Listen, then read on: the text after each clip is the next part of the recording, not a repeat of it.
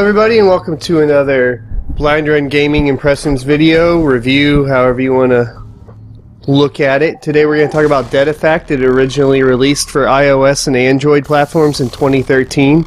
It recently made its debut on Steam for PC and Mac OS X on December 17th, 2014. It was developed by inDev Brain and published by BulkyPix.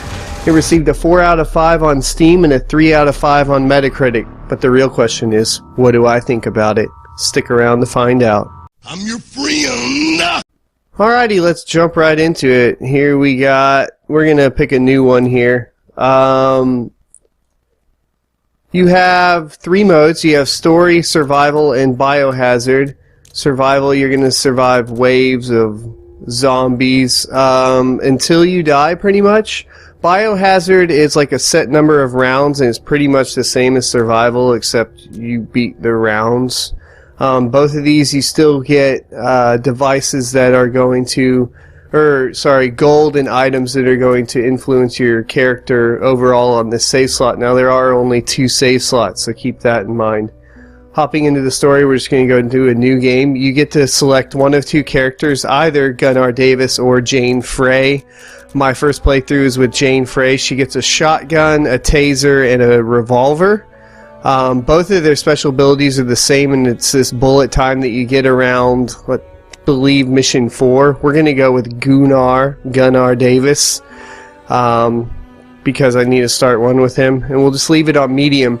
Now, here's one thing. The difficulty you're probably going to leave on medium or even drop down to easy, because you have character progression as you go throughout the game, where you're going to upgrade your items, your health as well, and your bullet time, your skills, and so on, and your weapons, of course.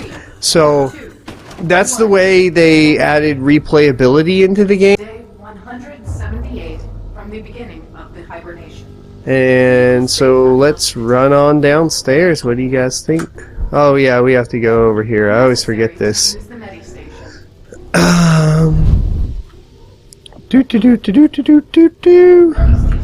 This is weird. So on the new save, it completely resets your options. So we're going to go through options here. I did not know it did this, but I can tell that it did because, yep, acceleration all the way up, mouse smoothing all the way up.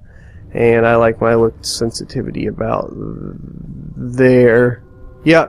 So you have your languages. You have English and quite a few. Dutch, Spanish, most of the popular ones. Let's see. Yeah. Okay. Subtitles on or off. Auto heal on or off, which actually this is deceiving. You can't have auto heal, you can have it on, but you don't get it until you actually buy it as a perk. So. But if you have this turned off, you can't even buy it, from what I can tell. You have invert your vertical look, basically invert aim. You have toggle aim and toggle crouch. I like toggle, so I leave those on. In your audio, you have a master volume slider. None of these take effect until after you exit the menu, so keep that in mind. If you slide it down, it won't actually take effect, which was killing me on some of my live streams when I was doing that. But decent audio options. They seem to not work all the time quite right. Speech is always way too low, so keep that in mind. I would probably even just say turn these 2 down right off the bat so you can hear everybody. Video options are okay. My resolution's set because I'm in full screen right now, but you can't. That is changeable, I think, in the main menu. But since I'm in game, it's not going to let me. Visual quality, they have, I believe it's, low, medium, high, extreme, and extreme on the shader quality and the effect quality. I turn VSync off. You'll see my frame rate go right up sky high as soon as we're done there, and I turn my field of vision to 90, which was another issue that I just realized. As you see here, we just went from locked at 60 to over 120. I play on a 144 Hertz monitor, so we'll be perfectly ready to go there. So there's the options menu. I know I usually do that towards the end of the game, but or the video, but we're just gonna have to do it there because, well, I need to change all of those. Now you can see how the voice is way too low. It's kind of interesting how that works, and I am going to actually just leave the audio where it's at default so I don't have audio issues later. We're gonna go downstairs and go see what weapon we get here. I've been playing the other girls, so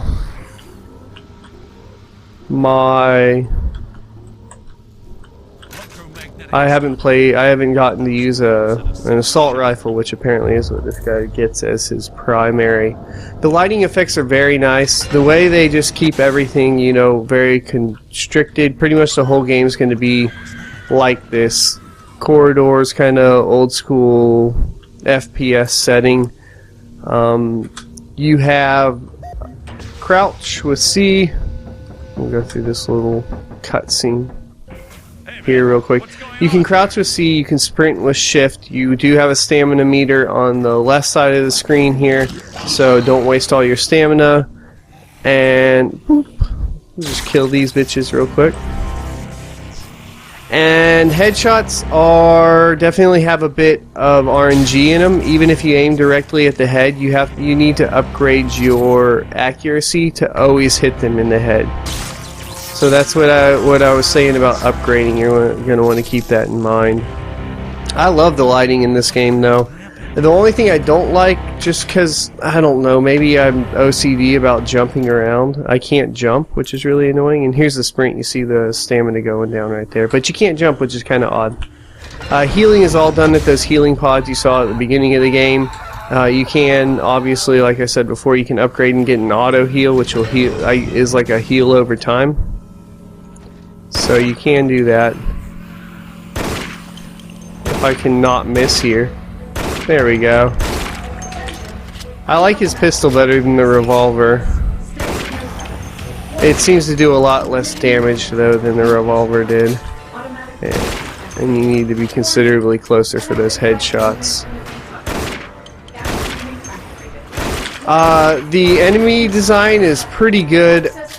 You get pretty much a new type of enemy, and I'm not talking about bosses. You get about a new type of enemy that you're going to fight during the day, or during that mission throughout the game. So there's 12 missions. You're going to get one new one every mission. So there's quite a few different types of enemies, which is really nice. That they keep it from getting mundane by adding new ones in.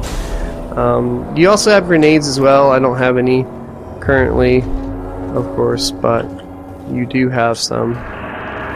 We're going to go ahead and skip those guys.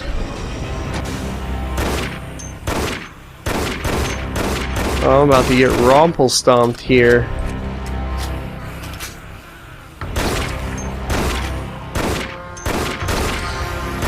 Now I am noticing some frame drops with recording. And that's just my system, unfortunately. I wasn't having issues live streaming, so I'll look into that. Other than that, the performance is typically really good. I usually don't dip below 100 FPS the entire time on extreme settings. Your mileage may vary. That's with an i7 3770K and a 16 gig of RAM and a 780. So if we were having issues on a mobile port, I'd be pretty upset. So let's talk about that. This is a mobile port, and it's the best mobile port I've ever played. The last one I played, though, was really disappointing, and that was the Deus Ex The Fall, and it was god awful.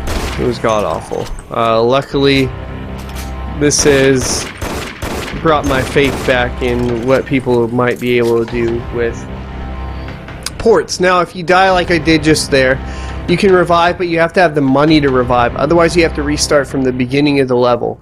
When you revive, you're going to be set. You're going to get back to full health, but you're going to have limited rounds in your weapons, like the amount that you had before. That's going to wrap it up today. Hope you guys enjoyed. Be sure to like, follow, subscribe, and let me know, is this a game you're interested in playing? I'm definitely going to check out the port for Android and everything else a little bit later. Talk to you later. Bye.